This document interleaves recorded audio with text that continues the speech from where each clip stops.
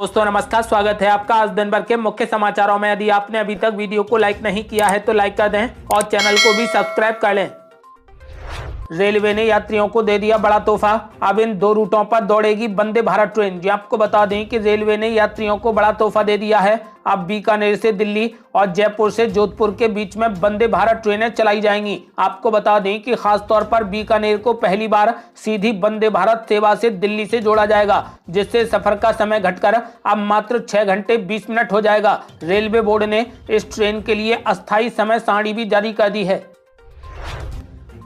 Congress party के नेता शशि थरूर ने पीएम मोदी की कर दी बड़ी तारीफ। अब खुद को ही बता रहे गलत। जी आपको बता दें कि कांग्रेस नेता शशि थरूर ने यह स्वीकार किया है कि रूस यूक्रेन युद्ध के दौरान भारत के रुख की उन्होंने जो आलोचना की थी वो उनके लिए शर्मिंदगी का कारण बन गई है। शशि थरूर ने कहा कि भारत की नीति ने प्रधानमंत्री नरेंद्र मोदी को यह ताकत दी है कि वे रूस के राष्ट्रपति व्लादिमीर पुतिन और यूक्रेन के राष्ट्रपति जेलेंस्की दोनों से गले मिल सकते हैं और दोनों देशों में स्वीकार बने हुए हैं। उन्होंने कहा कि भारत की संतुलित कूटनीति के चलते आज देश उस स्थिति में है जहां वो स्थायी शांति की दिशा में अहम भूमिका निभा सकता है। कांग्रेस अध्यक्ष मल्लिकार्जुन खड़गे और राहुल गांधी ने लिया बड़ा फैसला। कांग्रेस पार्टी 16 साल के बाद करने जा रही महामंथन। आपको बता दें कि कांग्रेस पार्टी ने अपनी जिला कमेटियों को संगठन का केंद्र बिंदु बनाने की दिशा में अब बड़ी तेजी से कदम उठाते हुए अगले 2 सप्ताह में 3 दिन जिला अध्यक्षों की बड़ी बैठक बुलाई है। कांग्रेस अध्यक्ष मल्लिकार्जुन खड़गे और राहुल गांधी ने पार्टी महासचिवों और प्रदेश प्रभारियों के साथ में बैठक की, जिसमें डीसीसी को सशक्त बनाने को लेकर विस्तार से चर्चा की गई। चुनाव आयोग ने की बड़ी बैठक, लिया गया बड़ा फैसला। अब वोटर आईडी से लिंक होगा आधार कार्ड। आपको बता दें कि चुनाव आयोग ने वोटर आईडी को आधार कार्ड से जोड़ने को लेकर बड़ा फैसला ले लिया। चुनाव आयोग ने साफ कर दिया है कि यह प्रक्रिया पूरे तरीके से संविधान और सुप्रीम कोर्ट के फैसले के तहत ही होगी। चुनाव आयोग ने सुप्रीम कोर्ट के फैसले का हवाला देते हुए कहा कि आधार कार्ड सिर्फ पहचान का प्रमाण है, नागरिकता का नहीं। इसीलिए आधार कार्ड से लिंक करने की प्रक्रिया ये सुनिश्चित करेगी कि सिर्फ भारतीय नागरिक ही मतदाता सूची में दर्ज हों। अब पृथ्वी पर वापस लौट रही अंतरिक्ष में फंसी सुनीता विलियम्स। पीएम नरेंद्र मोदी ने सुनीता विलियम्स को लिखा लेटर। ये आपको बता दें कि भारतीय मूल की अंतरिक्ष यात्री सुनीता विलियम्स करीब 9 महीने के बाद पृथ्वी पर वापस लौट रही हैं। वो धरती पर लौटने के लिए रवाना भी हो चुकी हैं। अंतरिक्ष में इतना वक्त गुजारने के बाद जब वो वापस लौटेंगी तो उनके अनुभव पूरी दुनिया जानना चाहेगी। इस बीच पीएम नरेंद्र मोदी ने भी सुनीता विलियम्स के नाम एक पत्र लिखा है और उन्हें भारत आने का न्योता भी दिया है। महाकुंभ को लेकर राहुल गांधी ने पीएम मोदी पर साधा निशाना। बोले, महाकुंभ पर मैं पीएम मोदी के बयान का समर्थन करना चाहता था, लेकिन पीएम मोदी ने महाकुंभ में मारे गए लोगों को श्रद्धांजलि नहीं दी। आपको बता दें कि कांग्रेस नेता राहुल गांधी ने कहा कि जो प्रधानमंत्री नरेंद्र मोदी ने महाकुंभ को लेकर बोला, मैं उसको सपोर्ट करना चाहता था। कुंभ हमारी परंपरा, इतिहास और संस्कृति है, लेकिन हमारी एकमात्र शिकायत यह है कि पीएम मोदी ने कुंभ में अपनी जान गंवाने वाले लोगों को श्रद्धांजलि नहीं दी। राहुल गांधी ने कहा कि महाकुंभ में शामिल होने वाले युवाओं की प्रधानमंत्री नरेंद्र मोदी से एक और अपेक्षा है और वो रोजगार की अपेक्षा है। राहुल गांधी ने कहा कि जो युवा महाकुंभ गए वे चाहते हैं कि पीएम नरेंद्र मोदी उन्हें रोजगार भी दें। लोकसभा में भाजपा सांसद ने दिया बड़ा बयान। कहा, पूर्व जन्म में छत्रपति शिवाजी महाराज थे नरेंद्र मोदी, तो छिड़ गया बड़ा विवाद। आपको बता दें कि उड़ीसा के बीजेपी सांसद प्रदीप पुरोहित ने पीएम मोदी को लेकर एक विवादित दावा किया। अपने संबोधन के दौरान प्रदीप पुरोहित ने कहा कि पीएम नरेंद्र मोदी अपने पिछले जन्म में मराठा साम्राज्य के संस्थापक और महान योद्धा छत्रपति शिवाजी महाराज थे। इस बयान ने सोशल मीडिया पर तीखी प्रतिक्रियाओं को जन्म दे दिया, जहां इसे छत्रपति शिवाजी महाराज के सम्मान और उनकी विरासत से जोड़कर देखा जा रहा है।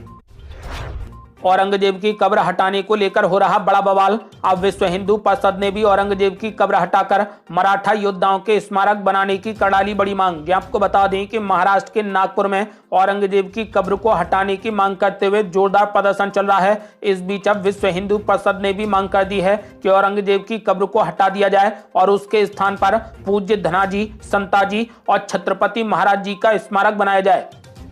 संसद में पीएम मोदी ने दिया बड़ा बयान। 1857 की क्रांति से कर दी महाकुंभ की तुलना। आपको बता दें कि संसद में पीएम मोदी ने प्रयागराज में आयोजित महाकुंभ के आयोजन की जमकर सराहना की और कहा कि इससे देश की एकता को संदेश मिला है। यही नहीं, पीएम मोदी ने कहा कि महाकुंभ भारत के इतिहास में ऐसा ही क्षण था जैसा 1857 की क्रांति, भगत सिंह का बलिदान और गांधी का दांडी मार्च था। इन घटनाओं ने देश को एक नया मोड़ दिया और ऐसा ही महाकुंभ के विशाल आयोजन से भी हुआ है। पीएम मोदी ने कहा कि मैंने लाल किले से सबका प्रयास पर जोर दिया था।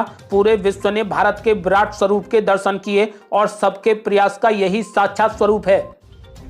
महाराष्ट्र सरकार लेने जा रही बड़ा फैसला, अब लाडली बहन योजना से बाहर होंगी लाखों महिलाएं। जी आपको बता दें कि महाराष्ट्र में महिलाओं को हर महीने 1500 रुपए देने वाली लाडली बहन योजना में अब बड़ा बदलाव होने की संभावना है। इसके तहत ऐसी लाखों महिलाओं को लिस्ट से बाहर किया जा सकता है जिनकी आर्थिक स्थिति अच्छी है या फिर वे खुद बढ़िया काम कर रही हैं। वित्त मंत्री अजीत पवार ने विधानसभा में कहा कि इस स्कीम को खत्म नहीं किया जाएगा, लेकिन मुख्यमंत्री लाडली बहन योजना में बदलाव जरूर किए जाएंगे। लालू यादव की बड़ी मुश्किलें, ईडी ने जारी कर दिया समन। राबड़ी देवी और तेजप्रताप यादव से भी होगी पूछताछ। जी आपको बता दें कि लालू प्रसाद यादव को ईडी ने समन जारी कर दिया है। एजेंसी ने ये समन नौकरी के बदले जमीन घोटाले के मामले में पूछताछ के लिए भेजा है। अधिकारियों का कहना है कि लालू यादव के अलावा उनके बेटे तेजप्रताप यादव और उनकी पत्नी राबड़ी देवी को भी पूछताछ के लिए बुलाया गया है। अब उत्तर प्रदेश में ट्रांसजेंडरों को मिलेगी नई पहचान, आरक्षण श्रेणी पर हो रहा मंथन। जी आपको बता दें कि उत्तर प्रदेश की राजधानी लखनऊ में ट्रांसजेंडरों को किस श्रेणी का आरक्षण दिया जाए, इस पर शासन स्तर पर लगातार मंथन जारी है। आर्थिक और सामाजिक रूप से पिछड़ा मानते हुए सुप्रीम कोर्ट ने ट्रांसजेंडरों को आरक्षण देने के आदेश दिए हैं। उन्हें किस श्रेणी में रखा जाए, अब इस पर बड़ा विचार किया जा रहा है। दिल्ली के लिए मौसम विभाग ने अलर्ट कर दिया जारी। 37 डिग्री तक जाएगा तापमान और 20 किलोमीटर प्रति घंटे की रफ्तार से चलेंगी हवाएं। जी आपको बता दें कि मौसम विभाग ने दिल्ली के लिए अनुमान लगाया है कि अगले 2 दिनों में अधिकतम तापमान में 2 डिग्री तक की बढ़ोतरी होगी। यही नहीं, 24 मार्च तक दिल्ली में अधिकतम तापमान 37 डिग्री सेल्सियस रिकॉर्ड किया जा सकता है। इसके अलावा आज दिल्ली में 20 किलोमीटर प्रति घंटे की रफ्तार से हवाएं चलने की भी संभावना है। बिहार सरकार ने लिया बड़ा फैसला, अब पटना और राजगीर के बाद इन 3 जिलों में भी खुलेंगे नए चिड़ियाघर। जी आपको बता दें कि बिहार की राजधानी पटना और राजगीर के अलावा 3 और शहरों में नए चिड़ियाघर खोले जाएंगे, जिसमें सासाराम, गया और जुमई शामिल हैं। सहकारिता मंत्री डॉक्टर प्रेम कुमार ने इस बात का ऐलान कर दिया। उन्होंने साफ कहा कि अररिया में भी चिड़ियाघर बन रहा है। पटना राजगीर के बाद 3 नए जू खुलने के बाद राज्य में चिड़ियाघरों की संख्या 6 हो जाएगी। उत्तराखंड सरकार ने लिया बड़ा फैसला, अवैध मदरसों पर धामी सरकार का सख्त एक्शन। उत्तराखंड के काशीपुर में 15 हो गए सील। जी आपको बता दें कि मुख्यमंत्री पुष्कर सिंह धामी के सख्त निर्देश के बाद से उत्तराखंड में अवैध मदरसों के खिलाफ प्रशासन का सख्त अभियान लगातार जारी है। देहरादून, हरिद्वार, रुड़की, विकासनगर शहरों के साथ साथ ही अब ऊधम सिंह नगर जिले में भी अवैध मदरसों को सील किया जा रहा है। आपको बता दें कि धामी सरकार ने पिछले 15 दिनों में प्रदेश भर में लगभग 15 से अधिक मदरसों को सील कर दिया। छत्तीसगढ़ में आज से बदल जाएगा मौसम, अगले 4 दिन आंधी बिजली के साथ बारिश होने की संभावना। जी आपको बता दें कि छत्तीसगढ़ में इस समय कई जिलों में तापमान 35 से लेकर 39 डिग्री सेल्सियस तक दर्ज किया जा रहा है। मौसम विभाग ने आज प्रदेश में बारिश का एक नया दौर शुरू होने का पूर्वानुमान जताया है। इस दौरान लगातार 4 दिन तक प्रदेश के अलग अलग हिस्सों में बारिश होने की संभावना है।